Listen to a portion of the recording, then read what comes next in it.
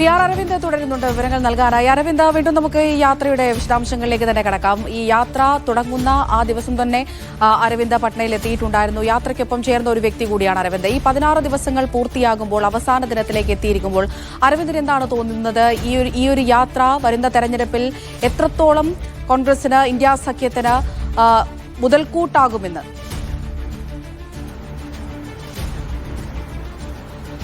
എന്തായാലും ഇന്ത്യ സഖ്യത്തിന് വലിയ ആത്മവിശ്വാസവും ശക്തിയും പകരുന്നത് തന്നെയാണ് രാഹുൽ ഗാന്ധിയുടെ വോട്ടർ അധികാർ യാത്ര എന്ന് പറയുന്നത്. സസാറാം എന്നൊരു കൊച്ചു ഗ്രാമത്തിൽ നിന്ന് ഓഗസ്റ്റ് 17-നാണ് രാഹുൽ ഗാന്ധിയുടെ യാത്ര ആരംഭിക്കുന്നത്. അവിടെ കോൺഗ്രസ് പ്രവർത്തകർ എത്രത്തോളം ഉണ്ടെന്ന് നമ്മൾ നോക്കിക്കാണേണ്ടതാണ്. RJD ഒരു ശക്തി മേഖലയായിരുന്നു. പക്ഷേ അവിടെ 10,000-ങ്ങളായിരുന്നു രാഹുൽ ഗാന്ധി നയിക്കുന്ന ഒരു യാത്രയ്ക്ക്. തേജസ്വി യാദവ് എത്തിയത് മാറ്റിവെച്ചാൽ രാഹുലിനെ കാണാൻ വേണ്ടി എത്തിയ നിരവധി RJD പ്രവർത്തകരുണ്ടായിരുന്നു. ആ പ്രവർത്തകരുമായി സംസാരിക്കുമ്പോൾ കൃത്യമായി രാഹുൽ ഉയർത്തിയ ആരോപണങ്ങൾ അവർ പറയുന്നുണ്ട്. കാരണം കഴിഞ്ഞ ലോക്സഭാ തെരഞ്ഞെടുപ്പിൽ അവർ വോട്ട് ചെയ്തതാണ്. പക്ഷേ പലർക്കും ഇത്തവണ ബീഹാറിലെ വോട്ടർ പട്ടിക തീവ്ര പരിഷ്കരണത്തിലൂടെ വോട്ടുകൾ നഷ്ടപ്പെട്ടിട്ടുണ്ട്. അപ്പോൾ രാഹുൽ ഉയർത്തുന്ന ആരോപണങ്ങൾ അത് ശരിയാണ്, അതിനെ ഞങ്ങൾ പിന്തുണയ്ക്കുന്നു. ഒരു രാഷ്ട്രീയ പാർട്ടി, ഇപ്പോൾ കോൺഗ്രസ് ആണെന്നോ അത് RJD ആണെന്നോ ഇന്ത്യ സഖ്യമാണോ എന്ന് നോക്കിയിട്ടല്ല, പക്ഷേ കൃത്യമായ സത്യമായ കാര്യങ്ങളാണ് രാഹുൽ ഉയർത്തുന്നത്.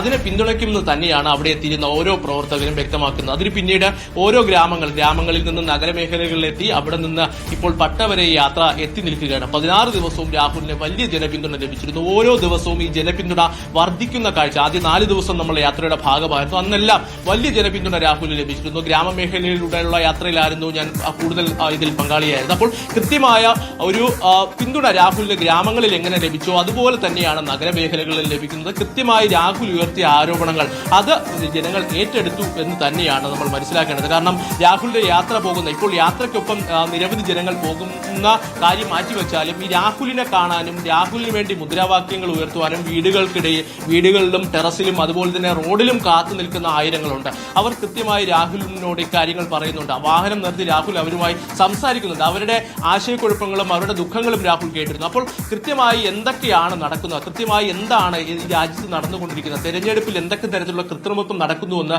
രാഹുൽ ഗാന്ധി ആ ജനങ്ങൾക്ക് ബോധ്യപ്പെടുത്തി കൊടുക്കുന്ന കാഴ്ചകൾ തന്നെയാണ് നമുക്ക് ബീഹാറിലെ ഗ്രാമങ്ങളിൽ കാണുവാൻ സാധിച്ചത്. അതുപോലെ തന്നെ ബീഹാറിൽ തൊഴിലില്ലായ്മ അതിരൂക്ഷമാണ്. ഏറ്റവും രൂക്ഷമായി ബാധിക്കുന്ന ഒരു സംസ്ഥാനം അത് ബീഹാറാണ്. അപ്പോൾ കൃത്യമായി ബീഹാറിലെ ജനങ്ങളെ അക്കാര്യങ്ങൾ ബോധ്യപ്പെടുത്തുക എന്നൊരു ഉത്തരവാദിത്തം കൂടി തേജസ്വി യാദവിനുണ്ടായിരുന്നു. തേജസ്വി യാദവ് രാഹുൽ ഈ വോട്ട് മോഷണവും അതുപോലെ തന്നെ തെരഞ്ഞെടുപ്പ് കമ്മീഷനുമായി ബന്ധപ്പെട്ട ആരോപണങ്ങൾ ഉയർത്തുമ്പോൾ ബീഹാറിലെ പൊതുവായ പ്രശ്നങ്ങൾ, തൊഴിലില്ലായ്മ അതുപോലെ തന്നെ മറ്റ് പ്രശ്നങ്ങളെല്ലാം തേജസ്വി യാദവ് ഒരു വശത്തുകൂടി ഉയർത്തിക്കൊണ്ടുവരുന്നുണ്ട്. അത് കൃത്യമായി ജനങ്ങളെ ബോധ്യപ്പെടുത്തുക. കാരണം നിതീഷ് കുമാറിന്റെ ഭരണത്തിൽ എന്ത് തരത്തിലാണ് ഇത്തരം ഭരണം മുന്നോട്ട് പോകുന്നത്? കാരണം ഓരോ തവണയും മറുകണ്ഠം ചാടി അധികാരത്തിൽ ഇരിക്കുക മാത്രമാണ് നിതീഷ് കുമാർ ചെയ്യുന്നത്. അല്ലാതെ ബീഹാറിലെ ജനങ്ങൾക്ക് വേണ്ടി വികസനം കൊണ്ടുവരികയോ അല്ലെങ്കിൽ അവരുടെ തൊഴിലില്ലായ്മ ഇല്ലാതാക്കാനോ യാതൊരുവിധ നടപടികളും നിതീഷ് കുമാർ സ്വീകരിക്കുന്നില്ല. അത് തേജസ്വി യാദവ് കൂടി ഈ റാലികളിൽ പറഞ്ഞു വെക്കുന്നു. അപ്പോൾ ഈ യാത്രയുടെ ലക്ഷ്യം അത് തിരഞ്ഞെടുപ്പ് കമ്മീഷനെതിരെ മാത്രമല്ല, അത് ഇന്ത്യ സഖ്യത്തിന് കൂടി ശക്തി പകരുക.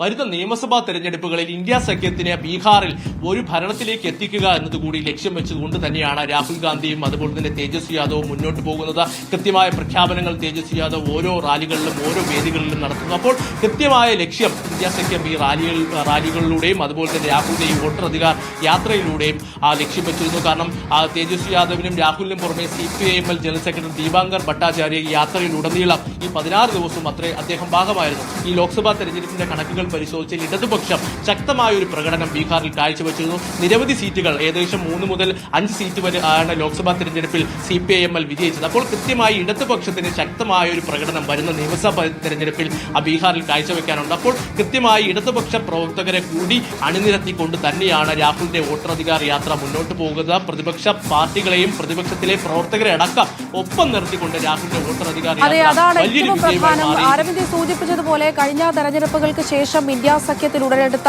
ഭിന്നതകൾ നമുക്ക് അറിയാവുന്നത് തന്നെയാണ്. ആം ആദ്മി പാർട്ടിയുടെ നിലപാടൊക്കെ നമ്മൾ കണ്ടതുമാണ്. അപ്പോൾ അത്തരത്തിലുള്ളൊരു ഘട്ടത്തിൽ വീണ്ടും ഇന്ത്യ സഖ്യത്തിലെ പാർട്ടികളെ, നേതാക്കളെ ഒരുമിപ്പിക്കാൻ രാഹുലിന്റെ ഈ യാത്രയിലൂടെ കഴിഞ്ഞു അല്ലേ? തീർച്ചയായിട്ടും അമൃത, അത് നമ്മൾ ഏറ്റവും പ്രധാനമായി ശ്രദ്ധിക്കേണ്ടത് ലോക്സഭയും അതുപോലെ തന്നെ ഡൽഹി നിയമസഭാ തെരഞ്ഞെടുപ്പും കഴിഞ്ഞ ഇന്ത്യ സഖ്യത്തിൽ വലിയ രീതിയിലുള്ള ഭിന്നതകൾ ഉണ്ടായിരുന്നു, പൊട്ടിത്തെറികൾ നടന്നിരുന്നു. ആം ആദ്മി പാർട്ടി തങ്ങൾ ഇന്ത്യ സഖ്യത്തിന്റെ ഭാഗമല്ല എന്ന് പറഞ്ഞുകൊണ്ട് പുറത്തു പോകുന്ന കാഴ്ചകൾ നമ്മൾ കണ്ടിരുന്നു. പിന്നീട് ഏറെ നാൾ വലിയ രീതിയിലുള്ള വാദപ്രതിവാദങ്ങൾ നടന്നിരുന്നു. പക്ഷേ അപ്പോഴൊന്നും ചർച്ചകൾക്ക് രമ്യമായി പരിഹരിക്കുവാൻ ഇന്ത്യ സഖ്യത്തിന് സാധിച്ചിരുന്നില്ല. മാസങ്ങളോളം യോഗം പോലും ഇന്ത്യ സഖ്യം ചേർന്നിരുന്നില്ല.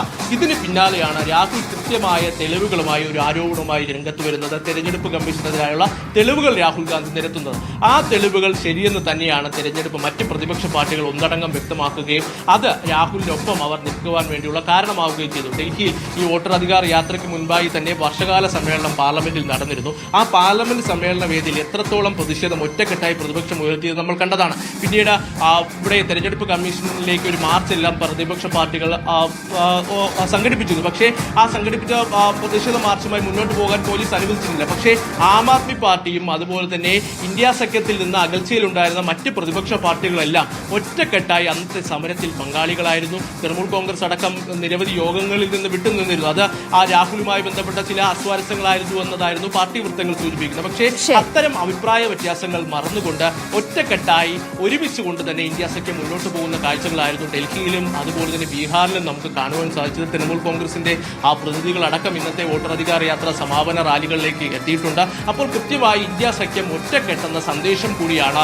രാഹുൽ ഗാന്ധിയുടെ വോട്ടർ അധികാർ യാത്ര ഈ സമാപന ദിനത്തിൽ നൽകുന്നത്. ബീഹാർ നിയമസഭാ തെരഞ്ഞെടുപ്പിൽ ഇന്ത്യ സഖ്യം ഒരുങ്ങിക്കഴിഞ്ഞിരിക്കുന്നു. കൃത്യമായ തെളിവുകൾ നിരത്തി BJPക്കെതിരായ ഒരു പോരാട്ടത്തിനും NDAക്കെതിരായ ഒരു പോരാട്ടത്തിനും ഇന്ത്യ സഖ്യം സർവ്വസജ്ജമെന്ന് തന്നെയാണ് രാഹുൽ ഗാന്ധിയും പ്രതിപക്ഷ പാർട്ടികളും ഇന്ന് ഈ യാത്രയിലൂടെ വ്യക്തമാക്കുന്നത്. അമൃത.